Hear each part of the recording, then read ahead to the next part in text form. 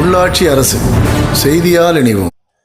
கன்னியாகுமரி மாவட்டம் அகஸ்தீஸ்வரம் அருகே பணம் கொடுக்கல் வாங்கல் தகராறில் முன்னாள் கப்பல் ஊழியர் அறிவாளால் வெட்டி படுகொலை. கணவன் மனைவி கைது செய்யப்பட்டு சிறையில் அடைப்பு. குமரி மாவட்டம் அகஸ்தீஸ்வரம் அருகே கருங்குளாத்தான் விளை பகுதியைச் சேர்ந்தவர் பரமேஷ்.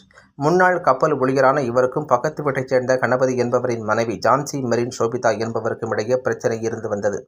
நேற்று இரவு வெளியே சென்றுவிட்டு வீட்டிற்கு வந்த பரமேஷை ஜென்சி மெரின் ஷோபிதா மற்றும் அவரது கணவர் கணபதி இருவரும் தடுத்து நிறுத்தி தகராறு செய்தனர். பின்னர் அறிவாளால் வெட்டி கொலை செய்தனர். இதில் பரமேஷ் சம்பவ இடத்திலேயே பரிதாபமாக உயிரிழந்தார்.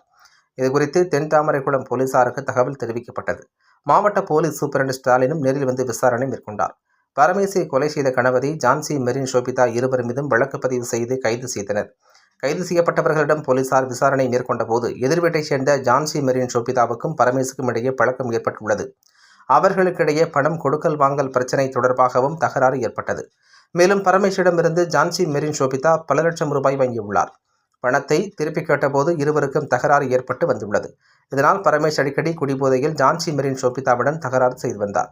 பரமேஷ் குடிபோதையில் தகராறு செய்து வந்ததால் ஜான்சி மெரின் ஷோபிதா அவரை தீர்த்து கட்ட முடிவு செய்தார். தனது கணவரிடம் கூறி பரமேஷை கொலை செய்ய திட்டம் தீட்டினர். நேற்று இரவு வெளியே சென்றுவிட்டு பரமேஷ் வீட்டிற்கு வரும்போது அவரை வெட்டி கொலை செய்ய முடிவு செய்ததன்படி பரமேஷ் வெளியே சென்றுவிட்டு இரவு வீட்டிற்கு வரும்போது அவரை தடுத்து நிறுத்தி அறிவாளால் வெட்டி படுகொலை செய்தனர். அவர் தங்களை தாக்காமல் இருக்கும் வகையில் மிளகாய் பொடியையும் கரைத்து அவர் முகத்தில் ஊற்றியது விசாரணையில் தெரியவந்துள்ளது.